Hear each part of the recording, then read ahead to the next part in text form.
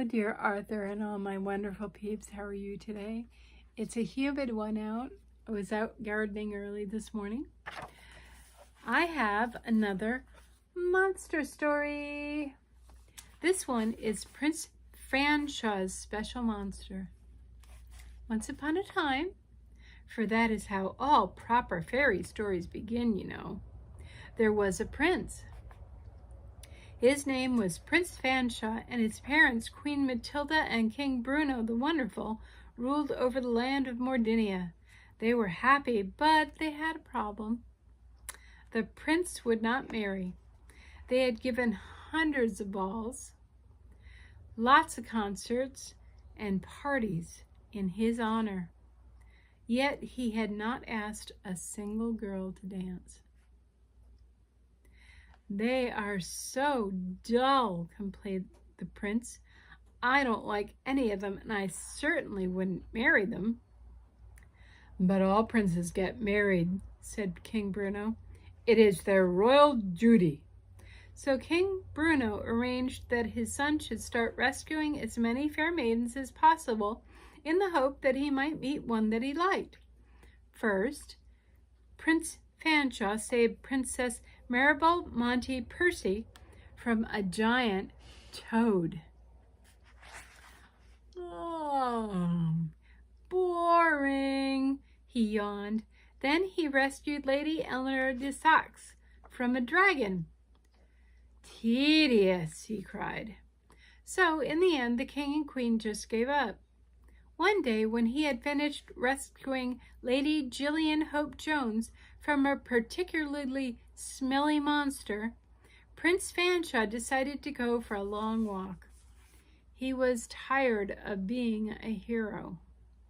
In fact, he wished that everyone would just leave him alone.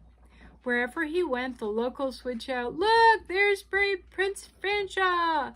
or "Long live the Mordidian monster slayer!"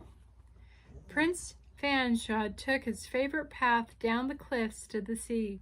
It was a beautiful day. The sea glittered like silver foil and the sky was bright blue. Suddenly, for no reason at all, it stopped being a lovely day. The sea boiled and bubbled like Queen Matilda's homemade stew. The sky grew as black as a raven's wing. "I hope it doesn't rain," said the prince to himself. "My sword will rust up." But it did rain, very heavily, and soon huge drops were rolling down his sword.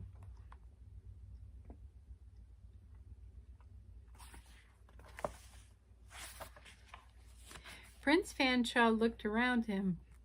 He saw a cave cut into the rock that he had never noticed before, and he ran down the rough path toward it. It was a cave which smelt of the sea and the wind. There was a bunch of seaweed hanging above the entrance, and a sign which read, "Please knock, no tradespeople, wipe your feet." So he knocked on the side of the cave. "Who is it?"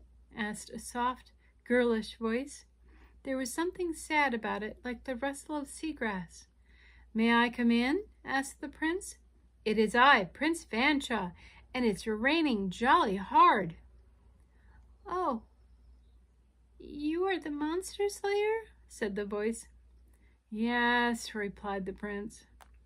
"Well, then you can't come in, for I am a monster." "Have you eaten any fair maidens?" asked Prince Fanshaw with a sigh. The creature within gave a gasp.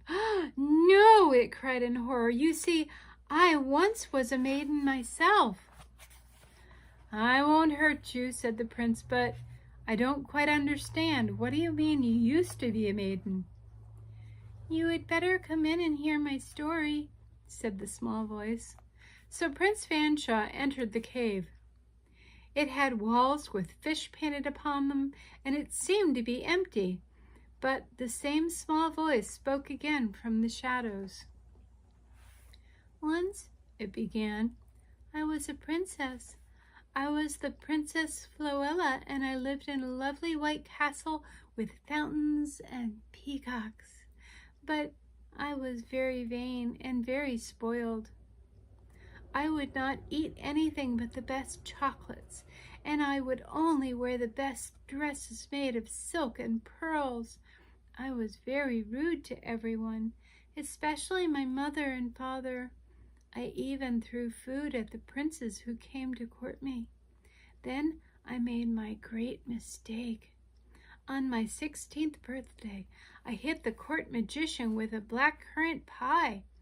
I had aimed it at Prince Dornamand, who was in love with me, but it hit the magician instead. He was so angry, he turned me into a monster, and I was immediately banished. But now I'm really very sorry for what I did, sniffed the monster. I am no longer spoiled.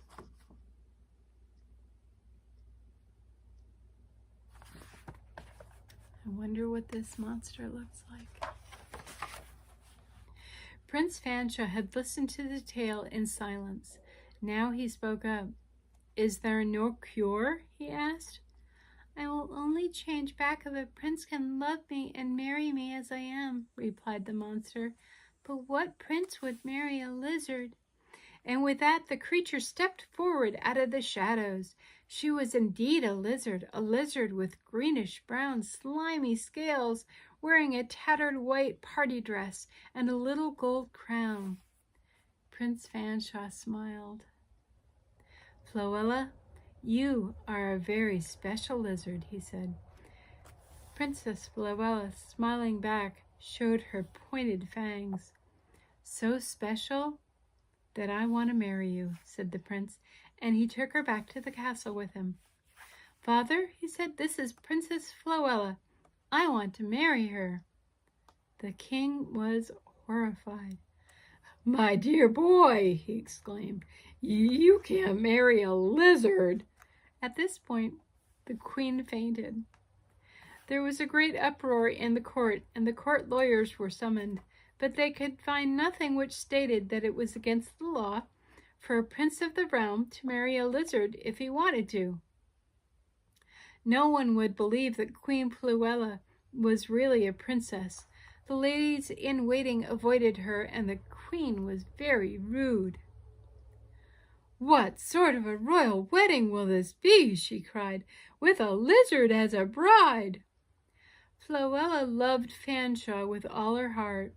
She was deeply sorry for his sake that she looked like a horrible monster. As a princess, she had never, ever been sorry for anyone.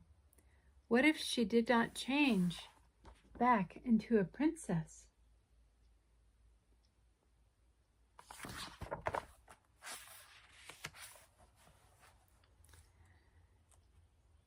She wondered, what if I don't change into a princess after the wedding, and he remained married to a lizard all his life? And the more she thought, the more she worried, until one day she decided to run away. On the night before her wedding, Floella packed a small bag and tried to leave the castle. As she passed at the castle fountain, she shed 2 tears. Two diamond drops rolled down her scaly skin. Suddenly she felt herself shudder and heard a crack like glass breaking. Then she heard Prince Fanshaw's voice. "Floella, where are you going?" he cried. "I can't marry you," she sighed. "I love you too much to see you married to a lizard." Then she looked at the ground. There on the floor was her lizard skin. "No!" Fanshaw exclaimed. "You are beautiful. Look into the fountain pool." Princess Floella looked into the pool. The lizard skins had gone, and a beautiful girl looked up at her. She had creamy white skin, lovely amber eyes, and a mass of dark curly hair. The only sign that she had ever been a lizard was a streak of green through one of her curls. Floella wept for joy. The wedding of Prince Fanshaw and Princess Floella was a very merry occasion. The castle and cathedral were decorated with garlands of roses and beautiful seashells, and the children of the land hung paper fish from all the trees. Floella and Fanshaw were very happy together.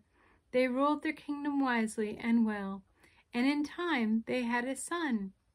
He was a handsome boy with golden hair and eyes as green as a lizard.